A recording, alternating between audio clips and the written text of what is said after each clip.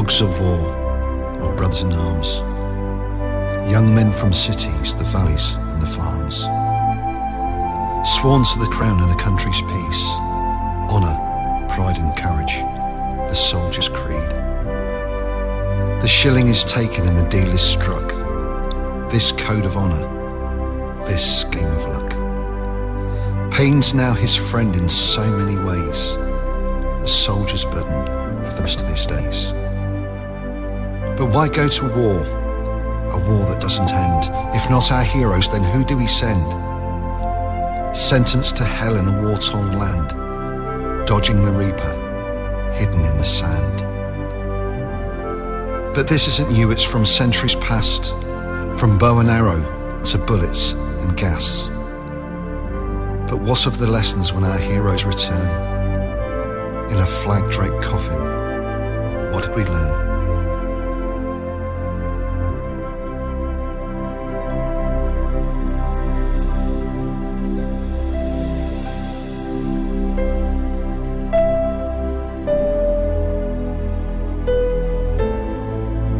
So we begin our journey on neighbouring shores. This one was called the War to End Wars. Trenches were dug and Tommies were slain. They say the First World War was all done in vain. Then from the first to the second in a new kind of hell, a bully is in power and a country has fell. To Europe again they answered the call, young men gathered, all standing tall. On land and at sea the battles are fought, inch by inch their liberties bought. And then came the time of the Battle of Britain, defending our skies, our future was written. And then the tyrants had fallen and peace was restored. You never know, this could be the war to end wars. And for a while we thought it was true, as our heroes stayed home with nothing to do. But the conflict still raged in far distant lands, Korea, South Africa, and then Vietnam. Cyprus and Turkey, and God only knows how the hell we still think we are friends and not foes. But then to the Cold War, political chess, a nuclear stalemate between East and the West. The hammer and sickle would not bend to the Star-Spangled Banner with no means to an end.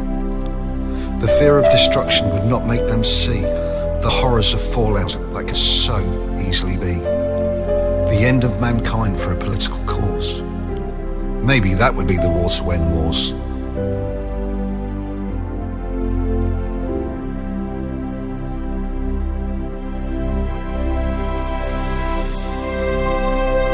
But the wait was not long before violence returned, because in '69, innocents burned. In the Emerald Isle the theatre was set, a land full of hatred, fear and regret. The minister said we'd be home in December. How quick they forget, but how long we remember. We arrived as heroes but the message got lost, as the price we paid wasn't worth the cost. Bricks and nails, and bottles and sticks, with the odd petrol bomb thrown in with the mix. Kids line the streets and shout out abuse. These guns that we hold are simply no use. A rebel song sang of green, white and gold, of a deep-rooted hatred of young through to old. No matter the threat, they must remain true because they swore their allegiance to the red, white and blue.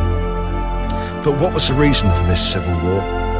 Was it religion or politics or just a hate for the law? Whatever the reason, the blind led the blind, with the politicians and priests all standing behind. But while the war raged within our own land, fate was close by to deal its next hand. Ships and troops were rallied in panic to go fight a war in the South Atlantic. The task force arrived and the job began to liberate our people from an occupied land. But the altar of freedom came at a cost, as once again lives were tragically lost. The desert was the next to become the damned as war broke out in the Holy Land.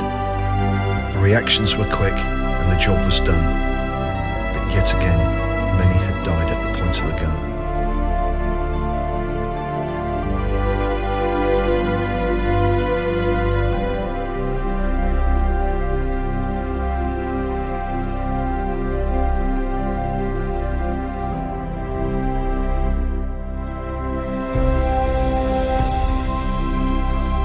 back to Europe, but this time the East, to Bosnia and Kosovo, to ensure there was peace. Still the lessons of history had not been learned, as once again the innocent were banished and burned. Villages and roadsides were full of the dead, as ethnic cleansing stained the government red. But all our heroes could do was watch in pain, as the horror unfolded again and again. Then that was that, and peace was restored. Even in Ireland, they were talking once more. Could it be that we were now finally finding peace? At last, all the killing and dying could finally cease. Then all of a sudden, Armageddon came.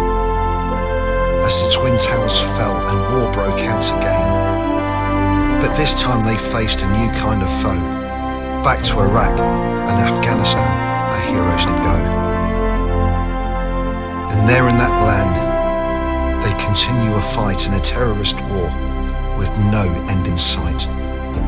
IEDs and ambushes, firefights and mines, and yet again we've ignored the danger signs. But they died for our freedom and our right to live. On land, sea and air, their lives they did give. Those that survive still live with the pain, reliving their nightmares again and again.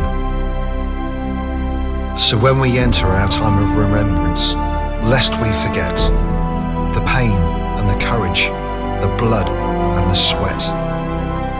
We owe so much, as Churchill once said. So as the last post ends, bow your heads